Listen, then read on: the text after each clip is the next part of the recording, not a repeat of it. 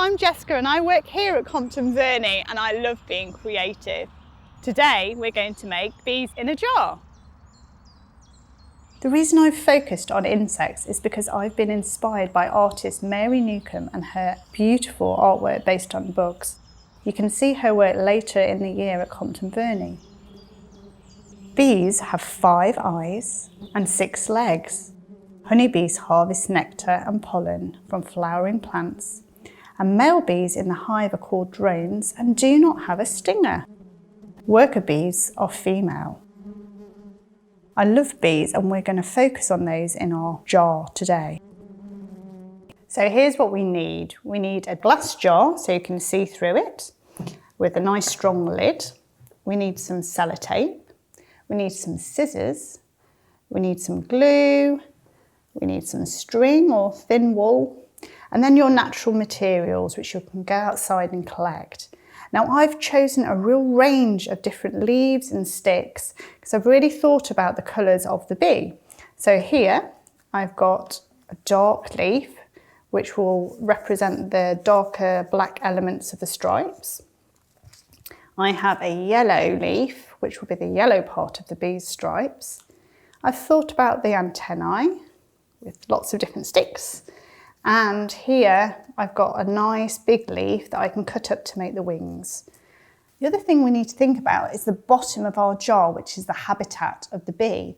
So when you're collecting your natural materials, see what else you can find for the habitat. So different leaves, I've got some wood and sticks and maybe moss, anything you can find. You might want to decorate the top. You could use leaves and also decorate around the edge if you like. So we're going to take the darkest leaf that you have, and that's going to be the body of the bee.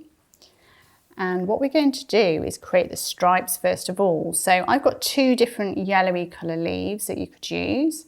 I'm going to use this one to start off with because it's already quite thin and narrow.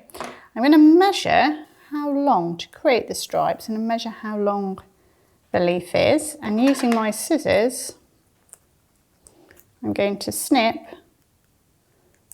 to the edge. That's my first stripe. I'll put it to the side there. Need to create another one. The same again. Now I don't really want that round edged bit, so we're going to cut that off. Same again. Like that. And I'm going to put them in the right order so I know that that's the top one and that's the middle one, so I don't get muddled up. And finally, we've got the top stripe like this. And I'm going to do the same again, snipping away. Now we've got our 3 stripes. So what the next task is to glue those stripes on. So I'm going to turn them over. So you want to choose the yellowish side to be showing. Put a little bit of glue. I'm using Pritt stick. And they get very sticky. A little bit of Pritt stick on each one. And then we're going to stick them on. And if it does hang over the edge a little bit, don't worry, because we can snip that off a bit later on.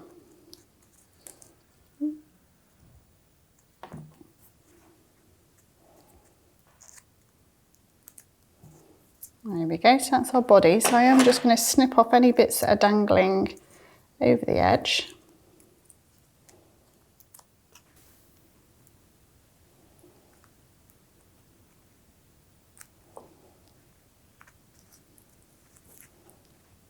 Like that. There we go. So that's our stripes that we've created. The next part is we're going to create the head, like on here. So I've taken a little bit of bark, like this, and we're going to cut that to the right sort of shape. And again, we're going to glue that on.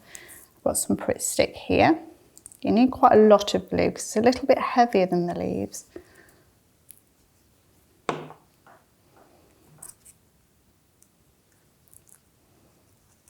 like so. And then we're going to add some antennae, and I've got lots of lovely sticks, so it needs to be quite slim so it's not too heavy. And I'm going to chop them into smaller pieces. Ooh. I'm going to chop them into smaller pieces like that. And once again we're going to glue those on, so I'm going to turn my bug over, put a little bit of glue on the back.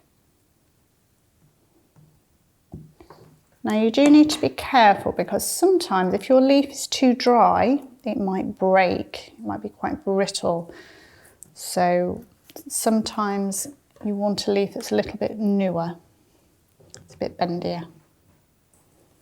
Okay, so that's our antennae there. Now the final part is to create our leaf wings, and I'm going to use a leaf like this. And we're actually going to cut with our scissors the shape of a wing. And it's a little bit like a teardrop shape.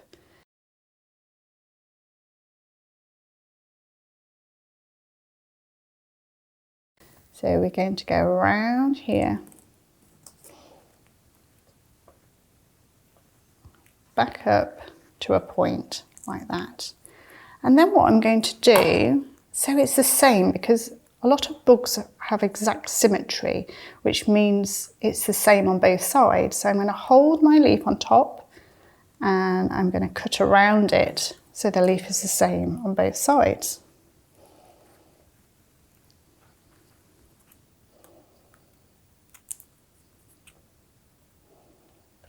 Just like that. So I've got my two wings there. And then once again we're going to glue those on. So we're going to turn our bug over once more. Sure, my antennae stick on. I think I need some more glue on that one.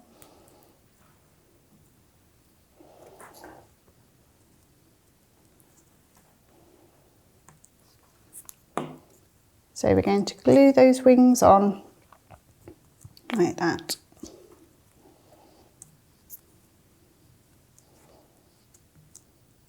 That's our first bee. Done. So you can do exactly the same to create two bees. And what you can do is, in your second bee, is use a different colour leaf for the stripes. While our bees dry off and making sure that the glue is firmly stuck, we're going to create our habitat in the bottom of our glass jar. So we're going to use all the extra bits that we found when we were exploring, and we're going to cover the bottom of our jar in a layer of leaves. These can be any leaves. You could use grass if you like. Cover the base. Oh, we've got a nice prickly one. Let's pop that in. And I've also got a little bit of bark. I'm going to put all those into the bottom to create our habitat. Give it a little shake so they settle.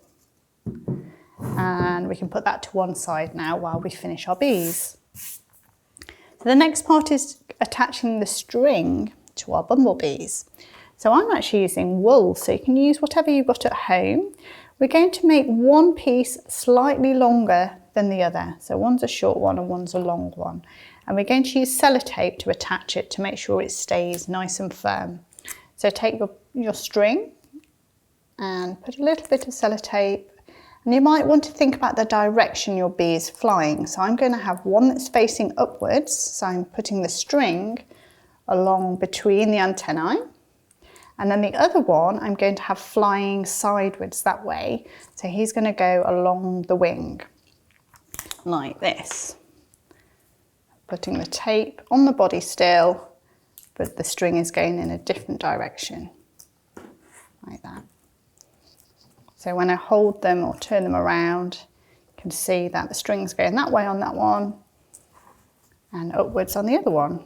So they're flying in different directions. The next stage is we're going to attach the string to the lid. So we're going to get our tape, stick it nice and firmly to the lid. The same on the other side. And then onto the lid, like that. Okay, and here is the moment of truth. So carefully pop them in, be careful of their antennae and their wings, there we go. And you want to make sure that they're, if you can, to face the right direction. I'm going to twiddle this one around. There we go. And here's our bees in a jar. And they can flutter around in there. And you might even want to put a little night light in there and it would glow up at night time. I hope you enjoyed making bees in a jar, and we hope to see you at Compton Verney very soon.